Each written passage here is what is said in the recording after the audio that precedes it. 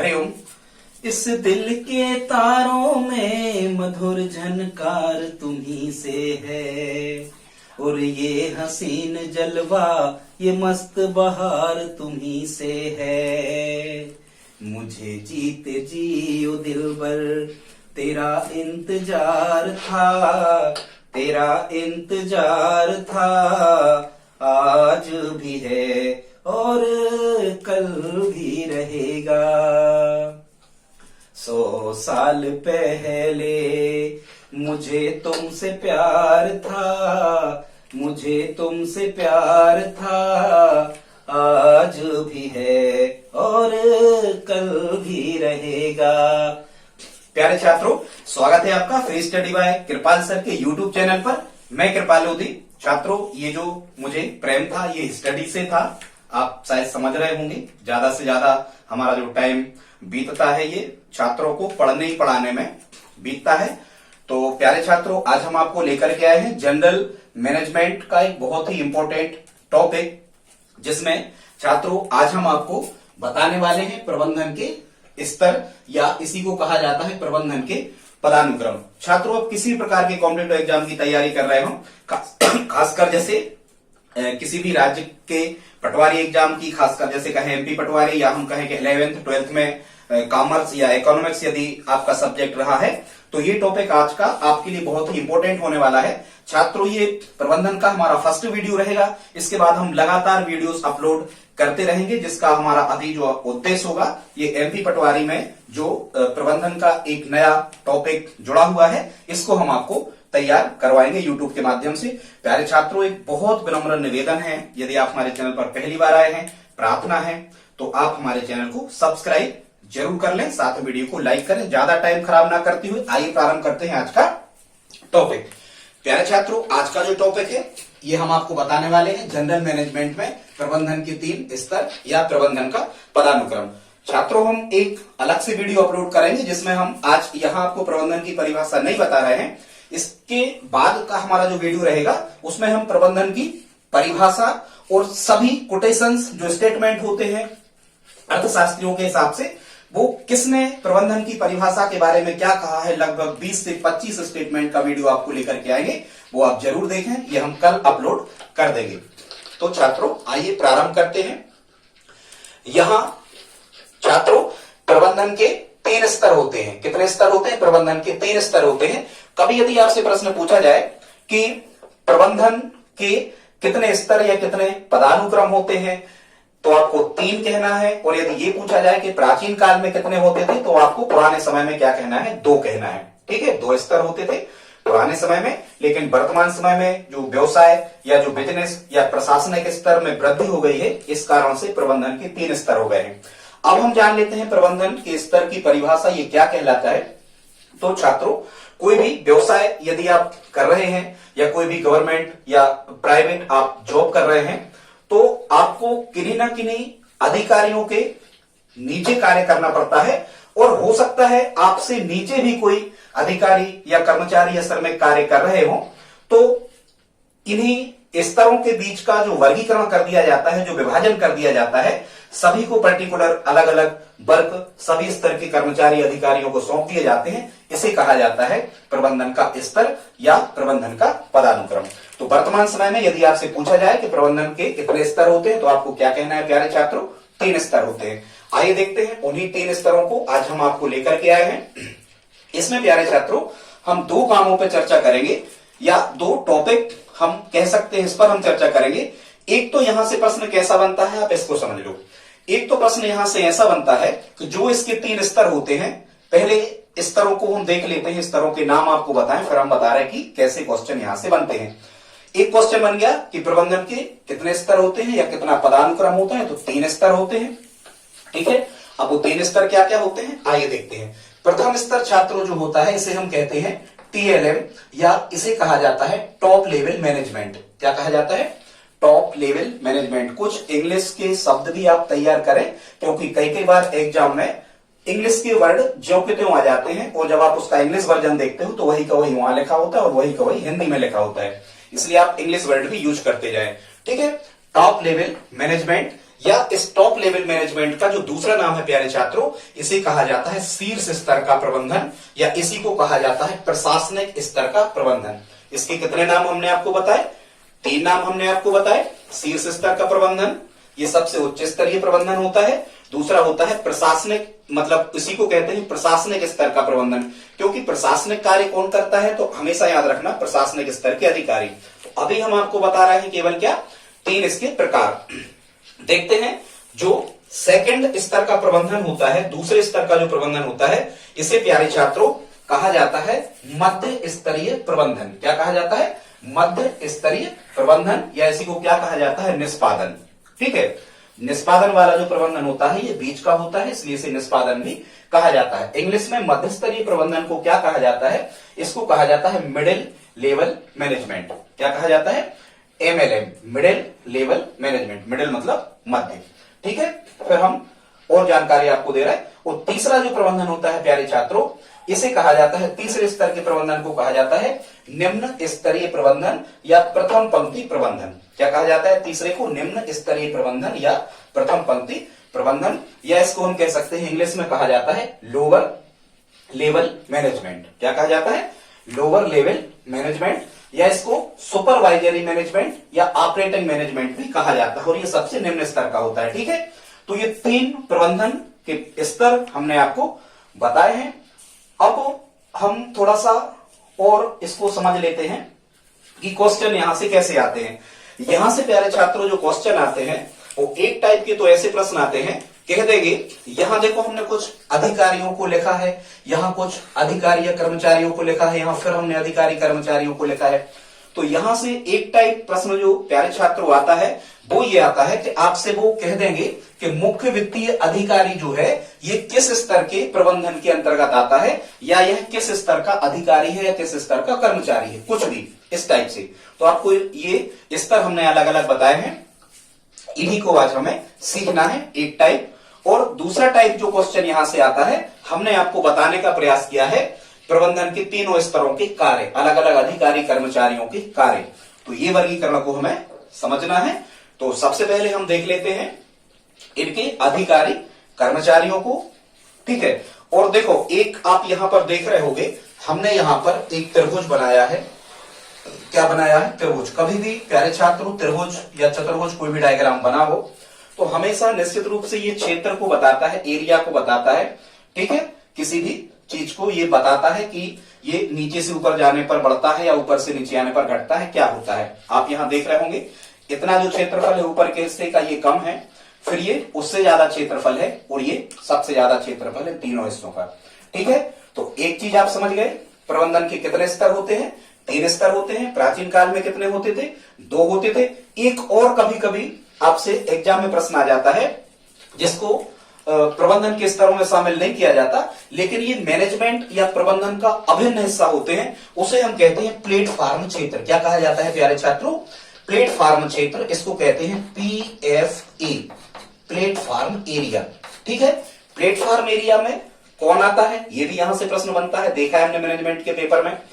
Platform क्षेत्र के अंतर्गत ऐसे व्यक्ति या ऐसे कर्मचारी आ जाते हैं जो मुख्यतः क्या होते हैं?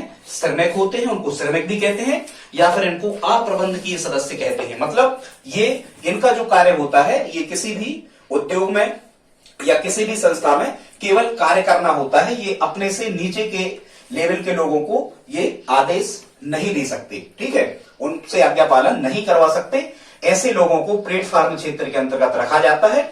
तो ध्यान से सुनो, इसमें कौन कौन आ जाता है? सभी श्रमिक, मजदूर या जो वर्कर्स होते हैं, इनको अप्रबंधकीय सदस्य भी कहा जाता है। मतलब ये प्रबंधन का कोई, मैनेजमेंट का कोई भी जिम्मा नहीं संभालते। कौन? मजदूर या श्रमिक। इनका कार्य केवल क्या होता है? उत्पादन करना, या इनको ऊपर के अधिकारियों ने जो कार्य सौंपा है इसको संपादित करना। किसका कार्य होता है? प्लेटफॉर्म क्षेत्र के अंतर्गत आने वाले श्रमिकों का। प्यारे छात्रों, यदि आप चाहें तो इसका नोट्स भी आप बनाते चलें। हम पूरा प्रबंधन का जो टॉपिक है ये पूरा आपको करवाएंगे, क्योंकि अभी आप देख रहे हो जो MP पटवारी का एग्जाम आया है, इसमें आपने देखा होगा कि 8 सब्जेक्ट को शासन स्तर पर लगाया गया है। 8 सब्जेक्ट आपको तैयार करना है, और उसमें अंकों का डिवाइडेशन नहीं किया गया है कि कौन सा टॉपिक कितने मार्क्स का आना है। मतलब ये जरूरी नहीं है, हो सकता है कि प्रबंधन वाला टॉपिक का वेटेज सबसे ज्यादा हो, मतलब सबसे ज्यादा अंकों का ये आ जाए, हो सकता है इंग्लिश सबसे ज्यादा अंकों की आ जाए, या हिंदी आ जाए, या मैथ्स रीजनिंग आ जाए। ठीक है, ऐसा कुछ फिक्स नहीं है, इसलिए आप सभी विषयों को अच्छे से तैयार करें। तो छात्रों आइए प्रारंभ करते हैं। एक चीज और आप जो बता रहे थे हम यहां त्रिभुज में, तो छात्रों त्रिभुज में क्या होता है, ध्यान से सुनना, यहां से प्रश्न बनता है। हम आपको दो बातें बताते हैं। पहली बात क्या है, जब एक तो ये पूछा जाएगा आपसे कि प्रबंधन के 3 स्तरों को किस आकृति द्वारा दर्शाया जाता है, तो आपको कहना है त्रिभुज के द्वारा दर्शाया जाता है। एक क्वेश्चन हो यहां से आने वाला। दूसरा प्रश्न ये पूछा जाता है कि प्रबंध के या प्रबंधन के, देखो प्रबंध कहें हम या प्रबंधन कहें एक ही बात है, मैनेजमेंट। ठीक है, और ये टॉपिक है जनरल मैनेजमेंट का। तो यदि आपको ऐसा प्रश्न आए कि प्रबंध के स्तरों में या प्रबंध के जो पदानुक्रम होता है उसमें ऊपर से, मतलब त्रिभुजाकार आकृति में ऊपर से नीचे आने पर क्या होता है, क्या परिवर्तन होता है, तो ध्यान से सुनना। आप देख रहे हो कि ऊपर से नीचे आने पर क्षेत्रफल, एरिया जो है, ये जगह ये क्या होती जा रही है प्यारे छात्रों, ये बढ़ती जा रही है। तो आप बड़ी आसानी से कह सकते हो ये दर्शाती है काय को, कर्मचारियों की संख्या को। फिर से सुनो, क्या दर्शाता है, ये जो जगह है, ये जो जगह है क्षेत्रफल, एरिया, ये किसको दर्शाता है, कर्मचारियों की संख्या को। कौन से कर्मचारी, चाहे वो प्रशासनिक हो सकते हैं, सरकारी हो सकते हैं, निजी क्षेत्र के हो सकते हैं, किसी उद्योग या फर्म में कार्य करने वाले कर्मचारी भी हो सकते हैं। तो ये दर्शाता है, ये क्षेत्रफल जो है ये दर्शाता है कर्मचारियों की संख्या को। और ध्यान से सुनना, प्रबंधन के 3 स्तरों में जो त्रिभुजाकार आकृति होती है, इसमें ऊपर से नीचे आने पर कर्मचारियों की संख्या बढ़ती जाती है, ये ध्यान रखना है। फिर से सुन लो, प्रबंधन के 3 स्तरों में ऊपर से नीचे आने पर कर्मचारियों की संख्या कैसी होती जाती है, बढ़ती जाती है, क्योंकि ऊपर से नीचे आने पर क्षेत्रफल क्या हो रहा है, बढ़ रहा है, इसलिए कर्मचारियों की संख्या भी बढ़ती जाएगी, क्योंकि ये जो एरिया है ये कर्मचारियों की संख्या को भी दर्शाता है। ठीक है, और यदि हम इसका रिवर्स कर दें, मतलब इस त्रिभुजाकार क्षेत्र में यदि हम नीचे से कहां जाएं, ऊपर, तो जब हम नीचे से ऊपर जाएंगे तो ये क्या होता जाएगा, नीचे से ऊपर जाने पर क्षेत्रफल कैसा होता जाएगा, कम होता जाएगा। कहने का मतलब प्यारे छात्रों क्या हुआ कि नीचे से ऊपर जाने पर कर्मचारियों की संख्या में कमी होती जाती है। इसका मतलब क्या हुआ, इसका मतलब हुआ कि शीर्ष लेवल पर जो मालिक बैठा हुआ है किसी फर्म का, या सरकार बैठी हुई है प्रशासनिक अधिकारी कर्मचारियों पर नियंत्रण करने के लिए, इनमें सदस्यों की संख्या कैसी होती जाती है, नीचे से ऊपर जाने पर कम होती जाती है। ठीक है, आ रहा ना समझ में, पूछेंगे अभी हम प्रश्न। ठीक, खैर आगे देखो, अब हमने इसके 3 स्तर बताए, आप समझ रहे होंगे। प्रथम स्तर क्या बताया हमने, टॉप लेवल मैनेजमेंट, और टॉप लेवल मैनेजमेंट का जो सबसे बड़ा अधिकारी होता है वो होता है फर्म मालिक। कौन होता है, फर्म मालिक, जिसने किसी फर्म या उद्योग या कारखाने को स्थापित किया है, वो कहलाता है फर्म मालिक, या फर्म स्वामी, या भूस्वामी, या उद्योगपति, या उद्योग स्वामी, कुछ भी। वैसे गवर्नमेंट में ये कहलाती है सरकार, सबसे बड़ा अधिकारी। यदि आप गवर्नमेंट जॉब करोगे, आप पटवारी बन जाओगे, तो आपके फर्म मालिक कौन कहलाएगी, गवर्नमेंट। ठीक है, जिस भी राज्य की गवर्नमेंट के अंतर्गत आप वर्क कर रहे हैं वो कहलाएगी फर्म मालिक। तो हमने क्या बताया आपको, यहां से कैसा प्रश्न आता है, देखो हमने यहां कुछ अधिकारियों के नाम लिखे हैं, इनको ध्यान रखना, यहीं से प्रश्न आता है। वो कह देंगे कि कुछ भी कहेंगे कि संचालक मंडल प्रबंधन के किस स्तर के अंतर्गत आएगा, तो हम कहेंगे जो संचालक मंडल है ये प्रबंधन के TLM, टॉप लेवल मैनेजमेंट, या उच्च स्तर का प्रबंधन या प्रशासनिक स्तर का प्रबंधन के अंतर्गत आएगा। ठीक है, ये हमने फर्स्ट दिया है। इसी को क्या कहा जाता है प्यारे छात्रों, शीर्ष स्तर का प्रबंधन, इसी को कहा जाता है प्रशासनिक स्तर का प्रबंधन, और इसी को कहते हैं टॉप लेवल मैनेजमेंट इंग्लिश में। इसके अंतर्गत कौन कौन से अधिकारी आते हैं, एक तो जो किसी फर्म या संस्था को स्थापित कर रहा है वो क्या होगा, मालिक, हम आपको बता चुके, या उद्योगपति, फर्म मालिक इसके अंतर्गत आता है। दूसरा जो इसका अधिकारी होता है उसे हम कहते हैं जनरल मैनेजर। देखो मैनेजर शब्द लिखा रहे कभी भी, जनरल तो ठीक है, जनरल तो वैसे ही सबसे बड़ा अधिकारी होता ही है, आप थल सेना में देख लो। ठीक है, तो यदि प्यारे छात्रों मैनेजर शब्द लिखा रहे या जनरल लिखा रहे तो आप समझना ये उच्च स्तर के प्रबंधन स्तर का सदस्य या कर्मचारी अधिकारी होगा। दूसरा फिर हमने यहां लिखा है डायरेक्टर, या फिर कभी कभी यहां इसको डायरेक्टर को HOD भी लिख देते हैं। क्या लिख देते हैं, HOD, head of the department. क्या लिख देते हैं, head of the department, HOD। तो ये भी शीर्ष स्तर के प्रबंधन के अंतर्गत आएगा। ये हम सब आपको जो बता रहे हैं प्यारे छात्रों, ये हम शीर्ष स्तर के प्रबंधन के अंतर्गत आने वाले अधिकारियों को बता रहे हैं कौन कौन आएंगे। यहीं से निश्चित रूप से प्रश्न बनता है, 2 से 3 अंक के प्रश्न यहां से बनेंगे आपको। और इतना यदि टॉपिक आप समझ लोगे हमारे द्वारा तो निश्चित रूप से कई प्रकार के क्वेश्चन आप खुद मन से ही कर सकते हो। ठीक है, जो एक्स्ट्रा क्वेश्चन आते हैं जिनको हमारी तार्किक क्षमता और हमारा पूर्व ज्ञान के आधार पर करना होते हैं, वो प्रश्न आप बना ले जाओगे। तो क्या क्या हो गया, जनरल मैनेजर इसी के अंतर्गत आएगा, शीर्ष स्तर का मैनेजमेंट, डायरेक्टर, ठीक है, चेयरमैन, ये तो जानते हो चेयरमैन तो सबसे बड़ा अधिकारी होता है किसी उद्योग फर्म का, डायरेक्टर भी सबसे बड़ा अधिकारी होता है किसी संस्था या फर्म का। फिर दूसरा यहां पर लिखा है मुख्य वित्तीय अधिकारी। क्या लिखा है, देखो यहां तो साफ ही साफ लिखा मुख्य, तो यदि मुख्य लिखा तो ये कहां का होगा, ये शीर्ष स्तर का ही होगा। समझ रहे हैं, मुख्य शब्द लिखा तो शीर्ष स्तर का होगा। मुख्य वित्तीय अधिकारी को छात्रों इंग्लिश में कहा जाता है CFO, चीफ फाइनेंशियल ऑफिसर। ठीक है, chief financial officer is the full form of मुख्य वित्तीय अधिकारी। सेकंड होता है छात्रों इसमें, या हम कहें अगला, तो अगला जो अधिकारी होता है शीर्ष स्तर का, देखो एक चीज और ध्यान रखना, ये सभी की सभी संस्थाएं जो होती हैं, ये सभी संस्थाओं में सरकारी हो चाहे वो निजी प्राइवेट हो, सभी में ये पद नहीं होते प्यारे छात्रों। ये जो पद होते हैं ये उद्योग या फर्म की बृहत है फर्म या लघु है, इस पर डिपेंड करते हैं। यदि बहुत ज्यादा उनका कार्य फैला हुआ है, बहुत ज्यादा व्यवसाय व्यापार उनका फैला हुआ है, तो बहुत अधिक बड़ी टीम वो बना के रखते हैं। और यदि छोटा कार्य व्यवसाय फैला है तो जरूरी नहीं होते ये सभी अधिकारी हो। ठीक है, एक बात आप समझ गए।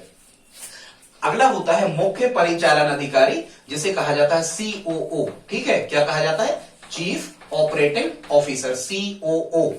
ठीक, तो ये भी उच्च स्तर में आ जाएगा, यहां मुख्य लिखा ही है।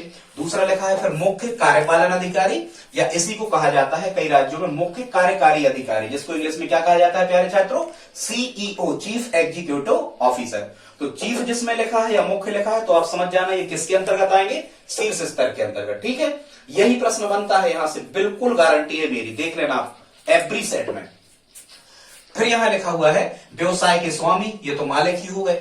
ठीक है, और गवर्नमेंट हमने इसलिए लिखा कि यदि आप गवर्नमेंट जॉब चाह रहे हो तो आपका जो शीर्ष स्तर पे जो अधिकारी होंगे उनको वो क्या कहलाते हैं, उस राज्य की या उस देश की सरकार, गवर्नमेंट, उसका कैबिनेट, मंत्रिमंडल जो होता है। ठीक है, फिर यहां लिखा है संचालक मंडल। ठीक है, संचालक मंडल मतलब कोई भी फर्म या उद्योग जो चलाया जाता है मुख्यतः वो एक समिति बना के चलाया जाता है, तो संचालक मंडल शीर्ष स्तर के अधिकारियों में आता है। उसको बनाने वाली जो समिति होती है वो समिति के अध्यक्ष और समिति के उपाध्यक्ष भी शीर्ष स्तर के मैनेजमेंट में आते हैं। ठीक है, अध्यक्ष का कार्य क्या होता है, पूरी देखभाल करना, सब संभालना। और अध्यक्ष उपाध्यक्ष का कार्य क्या होता है, जब अध्यक्ष नहीं है तो उनके कार्यों को संभालना। फिर प्यारे छात्रों मुख्य विक्रय अधिकारी, ये भी शीर्ष स्तर के अंतर्गत आता है। और मुख्य प्रबंधक, मुख्य लिखा है तो समझना ये शीर्ष स्तर में आएगा, यदि प्रबंधक के साथ मुख्य नहीं लिखा है तो ये मध्य स्तर के प्रबंधन के अंतर्गत आ जाएगा। तो आई होप आप इतना समझ गए होंगे। इतने जो अधिकारी हमने आपको बताए हैं यहां से लगा करके, और ये इतने पूरे अधिकारी, ये अधिकारी किसके अंतर्गत आएंगे, प्रबंधन के शीर्ष स्तर के अंतर्गत आएंगे, या प्रशासनिक स्तर के अंतर्गत आएंगे, या टॉप लेवल मैनेजमेंट के अंतर्गत आएंगे। यहीं से प्रश्न आता है। ठीक है, इतने। अब हम आगे बढ़ते हैं प्यारे छात्रों। तो दूसरा जो स्तर होता है, सेकंड जो स्तर होता है, इसे क्या कहा जाता है, तो प्यारे छात्रों इसे कहा जाता है मध्य स्तरीय प्रबंधन या निष्पादन। निष्पादन माने कार्य को संपादित करने को निष्पादन कहते हैं, क्योंकि सबसे ज्यादा कार्य को संपादित कौन करते हैं, मध्य स्तरीय प्रबंधन के कर्मचारी करते हैं। ठीक है, इन्हीं का सबसे कठिन कार्य माना जाता है। अभी हम कार्यों पे भी चर्चा करेंगे लेकिन बाद में। अब हम देख लेते हैं सेकंड स्तर का जो प्रबंधन होता है उसको हम कहते हैं मिडिल लेवल मैनेजमेंट। ठीक है, अब देखो इसको आप कैसे याद रखोगे, यदि आप 2 नंबर के कार्य करोगे, क्या करोगे, दूसरे पे आ रहा है। यदि आप 2 नंबर के कार्य करोगे तो आपको पुलिस द्वारा बंधक बना लिया जाएगा। ध्यान रखना, बहुत इंपॉर्टेंट फैक्ट बता रहा है। यदि आप 2 नंबर के कार्य करोगे तो मुख्य प्रबंधक द्वारा आपको क्या बना लिया जाएगा, बंधक। तो केवल मुख्य प्रबंधक को आप छोड़ देना। किसे छोड़ देना, मुख्य प्रबंधक को छोड़ देना। बाकी जितने भी प्रबंधक लिखे हों वो सभी मध्य स्तर के प्रबंधन के अंतर्गत आएंगे। कहां आएंगे वो सभी, मध्य स्तर के प्रबंधन के अंतर्गत। ठीक है, देखते हैं मध्य स्तर के प्रबंधन के अंतर्गत कौन कौन से अधिकारी कर्मचारी आते हैं। ठीक है, एक तो आ जाता है विभाग प्रबंधक। क्या आ जाता है? विभाग प्रबंधक। ठीक है, बंधक बना लिए, मतलब 2 नंबर के काम करे होंगे, विभाग प्रबंधक। फिर उप विभागीय प्रबंधक या विभागीय उप प्रबंधक, एक ही बात है। उप विभागीय प्रबंधक का कार्य क्या होता है? जब प्रबंधक नहीं है तो इसकी अनुपस्थिति में देखरेख करना। ठीक है, इसी के अंतर्गत आ जाता है मध्य स्तर के अंतर्गत संचालन प्रबंधक या सहायक प्रबंधक। ठीक है, सहायक प्रबंधक का कार्य क्या होता है? जब संचालन प्रबंधक, उप विभागीय प्रबंधक या विभागीय प्रबंधक नहीं है, देखो, उप विभागीय प्रबंधक का कार्य क्या है?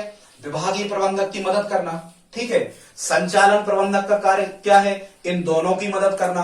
और सहायक प्रबंधक का कार्य क्या है? इन तीनों की मदद करना। ठीक है, ये सहायक प्रबंधक का कार्य, इस टाइप से बटे हैं कार्य। फिर अगला है 4 नंबर पे शाखा प्रबंधक भी, ये मिडिल लेवल मैनेजमेंट के अंतर्गत आ जाता है। क्षेत्रीय निदेशक भी इसके अंतर्गत आ जाता है। सहायक क्षेत्रीय निदेशक भी इसी के अंतर्गत आता है। क्षेत्रीय विक्रय अधिकारी, देखो यदि यहां लिखा हो विक्रय अधिकारी, मुख्य विक्रय अधिकारी, यहां शायद हमने नहीं लिखा, ठीक है, ये लिखा है, देखो लिखा है मुख्य विक्रय अधिकारी। मुख्य विक्रय अधिकारी लिखा है तो ये शीर्ष स्तर के प्रबंधन के अंतर्गत आएगा। और यदि क्षेत्रीय विक्रय अधिकारी लिखा है तो ये काय के अंतर्गत आएगा? मध्य स्तरीय प्रबंधन के अंतर्गत। ठीक है, फिर क्षेत्रीय विज्ञापन प्रमुख और स्टोर प्रबंधक, इतने जो हमने 7-8 लिखे हैं, ये आते हैं आपके मध्य स्तरीय प्रबंधन के अंतर्गत के अधिकारी हैं। ये वर्गीकरण आपको कर लेना है, सीख लेना है, यहां से निश्चित रूप से प्रश्न आता है।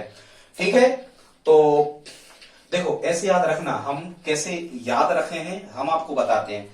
प्यारे छात्रों, हम ऐसे याद रखे हैं कि आप 2 नंबर के कार्य करोगे तो आपको बंधक बना लेंगे, और 2 नंबर के कार्य करने वाले जो लोग होते हैं वो सीधे सीधे कहते हैं भैया हमारे क्षेत्र में नहीं आ जाना, इस तरफ गुंडे लोग होते हैं खतरनाक, वो कहते भैया हमारे इस क्षेत्र में नहीं आ जाना। तो क्षेत्रीय शब्द आ जाए तो आप समझना कि 2 नंबर पे मतलब मध्य स्तरीय प्रबंधन के अंतर्गत आ रहे होंगे वो।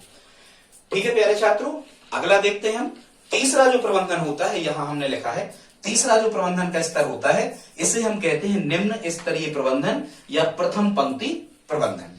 ठीक है, इंग्लिश में कहा जाता है इस तीसरे वाले को, यहां हमने दर्शाया है इसे त्रिभुज के एरिया में, इसे कहा जाता है लोअर लेवल मैनेजमेंट। ठीक है, या इसी के अन्य नाम है, और सुनो, लोअर लेवल मैनेजमेंट के 2 नाम और हैं। वो क्या है? सुपरवाइजरी मैनेजमेंट, और इसी को कहा जाता है ऑपरेटिंग मैनेजमेंट।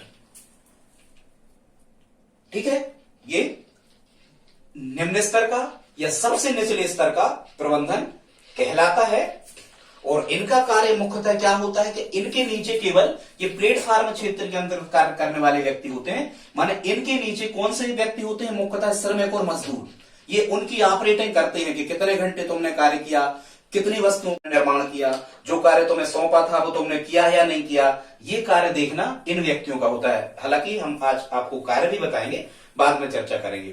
ठीक है, तो अब हम ये देख लेते हैं कि निम्न स्तरीय प्रबंधन के अंतर्गत कौन कौन से व्यक्ति आते हैं। तो देखो सभी के सभी ऑपरेटर आएंगे, क्योंकि उसका नाम ही है ऑपरेटिंग मैनेजमेंट, सभी ऑपरेटर आएंगे उसी के अंतर्गत। ऑपरेटर को ही हम हिंदी में पर्यवेक्षक कहा जाता है। तो पर्यवेक्षक मतलब मजदूर जैसे काम कर रहे हैं, कोई सड़क बन रही है, श्रमिक कार्य कर रहे हैं, तो श्रमिकों की देखरेख कौन कर रहा है, किस श्रमिक की ड्यूटी हमें कहां लगाना, किस श्रमिक से क्या कार्य करवाना हमें, किस श्रमिक ने कितने घंटे कार्य किया है, कब उनकी छुट्टी होना है, ठीक है, कब उनका भोजन पानी होना है, ये कार्य किसका होता है? पर्यवेक्षक का। ठीक है, ऑपरेटर का। तो ये पर्यवेक्षक, इन्हीं को कहा जाता है फोरमैन। क्या कहा जाता है? फोरमैन।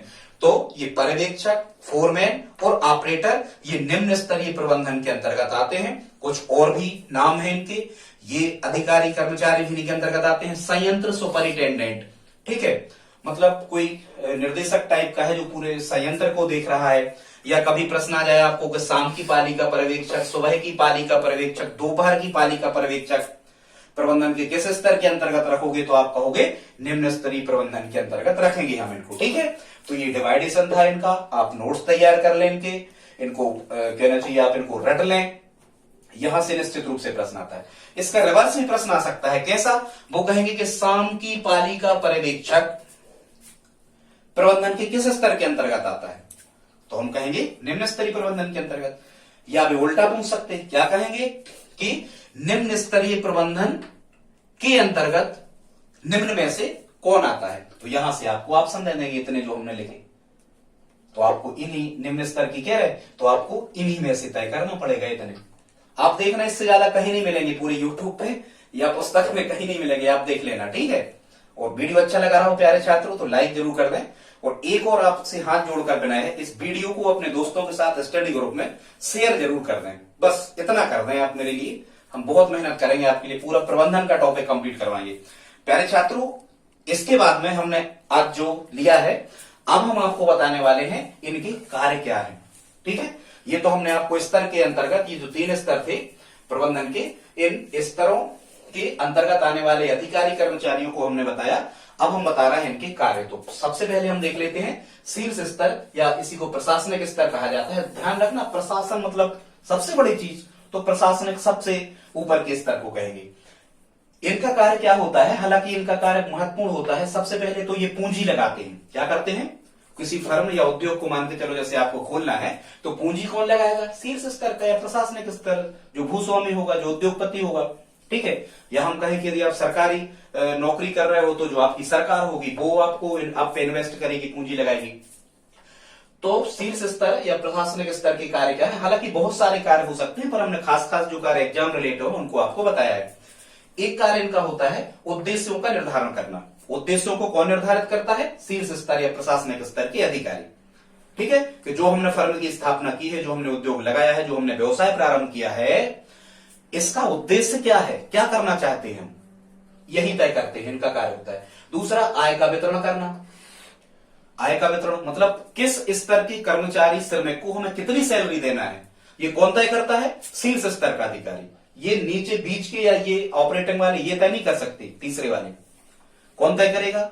जिसने फर्म लगाई है, मालिक, भूस्वामी, डायरेक्टर, ठीक है, चेयरमैन, वो तय करेगा। आय का वितरण करना, किसको क्या सैलरी देनी, योजना बनाना और उस योजना की समीक्षा करना। ये अपना व्यवसाय आगे बढ़ाने का हमेशा प्रयत्न करते रहते हैं, इसके लिए वो योजना बनाते हैं। और वो योजना कहां तक सक्सेस हुई, कहां तक सफल हुई, या वो विफल हो गई, क्यों सफल हो गई, सभी कारणों पर ये चर्चा करते हैं। ये कहलाता है समीक्षा करना, ठीक है। फिर एक इनका कार्य होता है अगला, महत्वपूर्ण मामलों पर विचार विमर्श करना। ये भी इन्हीं का कार्य है, महत्वपूर्ण मामलों पर यही कार्य करेंगे, ठीक है। क्योंकि आदेश प्रसारित यहीं से होते हैं, ऊपर से नीचे की ओर। कभी भी आदेशों का प्रसारण नीचे से ऊपर की ओर नहीं होता। ऊपर का अधिकारी इनको आदेश देता है, ये तीसरे स्तर वालों को, निम्न स्तर वालों को आदेशित करते हैं। फिर इनका अगला कार्य होता है पूंजी लगाना। हम आपको बता चुके, यही पूंजी लगाते हैं किसी भी फर्म को चलाने के लिए। व्यवसाय को दीर्घकालीन स्थायित्व प्रदान करना, मतलब जो भी आपने फर्म खड़ी की है या जो आपने व्यवसाय, धंधा, उद्योग चालू किया है, ये दीर्घकाल मतलब लंबे समय तक ये चलता रहे और आपको लाभ पहुंचाता रहे, तो ये कार्य करना इन्हीं का कार्य होता है, शीर्ष स्तर या प्रशासनिक स्तर के अधिकारियों का। फिर अगला कार्य इनका, संस्था का संपूर्ण दायित्व तो इन्हीं पर होता है। कोई संस्था यदि चल रही है तो वो संस्था कितना कार्य कर रही है, कहां तक सफल वो संस्था हुई है, क्यों विफल हो गई, ये सब कार्य करना किसका होता है? शीर्ष स्तर के अधिकारियों का, ठीक है। महत्वपूर्ण निर्णय लेना, महत्वपूर्ण निर्णय कौन लेता है? शीर्ष स्तर के अधिकारी कर्मचारी, ठीक है। और भी बहुत सारे कार्य आपसे पूछे जा सकते हैं। अब आप कहो कि सर यहां से क्वेश्चन कैसा आता है, तो वहां से यही प्रश्न आएगा कि शीर्ष स्तर या प्रशासनिक स्तर के अधिकारियों का कार्य निम्न में से क्या हो सकता है या क्या नहीं हो सकता है, ठीक है। तो इतने कार्य हमने बताए, और बहुत सारे हो सकते थे, संभव नहीं है बताना, टाइम ज्यादा लगता, इतने आप तैयार कर लें। अब हम देखते हैं प्यारे छात्रों, मध्य स्तरीय प्रबंधन या जिसको हम निष्पादन कहते हैं, जिसको हम मिडिल लेवल मैनेजमेंट कहते हैं, इसके कार्यों को देखते हैं। तो जैसा कि आप देख रहे हो कि ये मध्य स्तरीय है, मतलब बीच के हैं, तो इनका सबसे महत्वपूर्ण कार्य क्या होता है कि ये शीर्ष स्तर के जो अधिकारी होते हैं, शीर्ष स्तर के अधिकारी और निम्न स्तरीय जो कर्मचारी होते हैं, इनके बीच की कड़ी का कार्य करते हैं। मतलब निम्न स्तरीय कर्मचारियों की समस्याओं को, बातों को ये मध्य स्तरीय वाले शीर्ष स्तर पे पहुंचाते हैं, और शीर्ष स्तर के अधिकारियों के आदेशों को ये क्या चाहते हैं, इनको ये मध्य वाले कहां पहुंचाते हैं? निम्न स्तर तक पहुंचाते हैं। आप समझ रहे होंगे। तो ये बीच की कड़ी का कार्य करते हैं मध्य स्तरीय जो अधिकारी या कर्मचारी होते हैं, ये बीच की कड़ी का कार्य करते हैं। ये मध्य स्तरीय प्रबंधन के जो अधिकारी कर्मचारी होते हैं, ये शीर्ष स्तर के अधिकारियों और निम्न स्तरीय कर्मचारियों के मध्य इनको जोड़ने का कार्य करते हैं। आदेश और इनकी समस्याओं को सुलझाने का कार्य या बताने का कार्य एक दूसरे को ये करते हैं। ठीक है। फिर एक कार्य इनका हमने लिया है समन्वय स्थापित करना। तो किन में समन्वय स्थापित करना? इन्हीं में, शीर्ष स्तर के अधिकारियों में और निम्न स्तरीय कर्मचारियों में। इनको अधिकारी हम नहीं कहेंगे, ये कर्मचारी कहलाएंगे। ठीक है, उनको हम अधिकारी कहते हैं। फिर इनका अगला कार्य क्या होता है? प्रत्येक निर्णय पर गंभीरता पूर्वक विचार करना। ठीक है, जो भी निर्णय इन लोगों ने लिया है उस पर विचार करना, और जो निर्णय इन निम्न स्तरीय कर्मचारियों ने लिया है इन पर विचार करने का जो दायित्व होता है, ये मध्य स्तरीय प्रबंधन की कर्मचारियों अधिकारियों को होता है। फिर सभी कर्मचारियों के साथ संबंध स्थापित करना, मतलब चूंकि ये बीच की कड़ी है तो निम्न स्तरीय कर्मचारियों के साथ भी ये संबंध स्थापित करेंगे, अच्छी बातचीत करेंगे, उनसे मेलजोल बढ़ाएंगे, और ये शीर्ष स्तर के अधिकारियों से भी मेलजोल बढ़ाएंगे, उनमें संबंध स्थापित करेंगे, क्योंकि सबको साथ लेकर के कार्य करना है। यही तो मैनेजमेंट कहलाता है प्यारे छात्रों। प्रबंधन का सीधा सीधा मतलब होता है कि कोई संस्था, उपक्रम या उद्योग जिसकी स्थापना की गई है उसका कार्य व्यवस्थित रूप से चलता रहे, सभी को लाभ पहुंचे, वह अपने निर्धारित उद्देश्यों की पूर्ति कर सके, इस प्रकार की व्यवस्थाएं करना, इसी को सम्मिलित रूप से प्रबंधन या मैनेजमेंट कहा जाता है। खैर परिभाषा है, हम बाद में आपको बताएंगे। आगे देखते हैं मध्य स्तरीय प्रबंधन के अधिकारी कर्मचारियों को क्या कार्य होता है? मुख्य अधिकारियों को सहयोग करना। इनको ये सहयोग करेंगे क्योंकि ये इनके नीचे के हैं, इनकी बातों को ये, ठीक है, इनकी बातों को ये मानेंगे। इनका कार्य क्या होगा? यहां से जो आदेश आएगा वो सीधे कर्मचारियों को नहीं आएगा, यहां से जो आदेश आएगा वो इनको आएगा, ये जो आदेश करेंगे अपने नीचे के कर्मचारियों को करेंगे। ठीक है, ऐसा सिस्टम चलता है, यही तो मैनेजमेंट है। एक चीज और, ये प्रश्न अभी एमबीए वाले एग्जाम में आया था। क्या आया था कि प्रबंधन के तीनों स्तरों में से सबसे कठिन कार्य किसका होता है? तो प्यारे छात्रों, सबसे कठिन कार्य जो होता है ये मध्य स्तरीय प्रबंधन के अधिकारियों का होता है सबसे कठिन कार्य। क्यों? क्योंकि इनका कार्य क्या होता है? इनको भी साधना, इनके आदेशों का भी पालन हो जाए, और इनके आदेशों का पालन करने में इनको यदि कोई समस्या जा रही है तो इनकी समस्या भी हल हो जाए, इनकी बात को शीर्ष स्तर के अधिकारियों तक पहुंचाना। इसलिए ये कार्य जो क्या होता है, सबसे कठिन कार्य होता है मध्य स्तरीय प्रबंधन के अधिकारियों का। ये सबसे कठिन कार्य करते हैं क्योंकि ये दोनों को जोड़कर रखना चाहते हैं। यदि ये जोड़कर नहीं रखेंगे तो पूरा तंत्र आपका विफल हो जाएगा, उद्देश्यों की प्राप्ति नहीं हो पाएगी। आगे देखते हैं प्यारे छात्रों, लास्ट बचा है, बस आप थोड़ा सा 5 मिनट और हमारे साथ रहें। तीसरा जो स्तर होता है इनका, निम्न स्तरीय प्रबंधन या प्रथम पंक्ति प्रबंधन इसको कहा जाता है। इनके कार्यों को और देख लेते हैं। ठीक है, और किसके कार्यों को देख रहे हैं हम? देखो, ये लोअर लेवल मैनेजमेंट, मतलब ये जो अधिकारी है, सुपरवाइजर या पर्यवेक्षक, फोरमैन, ऑपरेटर्स एंड सुपरिटेंडेंट, शाम की पर्यवेक्षक, इनका कार्य हम देख रहे हैं। इनका कार्य क्या होता है? कर्मचारी को योग्यता अनुसार कार्य सौंपना। क्योंकि ये सभी निम्न स्तरीय प्रबंधन के कर्मचारी अधिकारी किसको कार्य सौंपते हैं? श्रमिकों को। सीधा इनका नियंत्रण किस पे होता है? श्रमिकों पर इनका नियंत्रण होता है। श्रमिक इनके अधीन कार्य करते हैं। श्रमिकों को काम सौंपना, श्रमिकों ने कितने घंटे कार्य किया है ये देखना, कब किस श्रमिक की ड्यूटी कहां लगाई जाना है ये सब करना, किसका कार्य होता है प्यारे छात्रों? निम्न स्तरीय प्रबंधन के कर्मचारियों का। वही कार्य हमने आपको बताया है। इनका कार्य होता है कर्मचारियों को योग्यता अनुसार कार्य सौंपना, कर्मचारियों की निगरानी करना। यही करते हैं कर्मचारियों की निगरानी, मतलब काम कर्मचारी कर रहे हैं या नहीं कर रहे हैं, इन्हीं का कार्य होता है देखना। ठीक है, श्रमिकों से निकटतम संबंध स्थापित करना, क्योंकि इन लोगों को श्रमिकों से कार्य करवाना है, तो कर्मचारी जो श्रमिक हैं उनसे निकटतम संबंध स्थापित करते हैं, और प्रति घंटा काम की जानकारी रखना कि किस श्रमिक ने 1 घंटे में कितना कार्य किया है। ऐसे बहुत सारे कार्य हो सकते हैं, पर जितना संभव था कम टाइम में हमने आपको बताने का प्रयास किया। प्यारे छात्रों, तो आज हमने आपको 2 चीजें बताई जहां से प्रश्न बनते हैं। एक तो हमने तीनों स्तरों के अंतर्गत कौन कौन से अधिकारी आते हैं, कर्मचारी आते हैं, ये हमने बताया।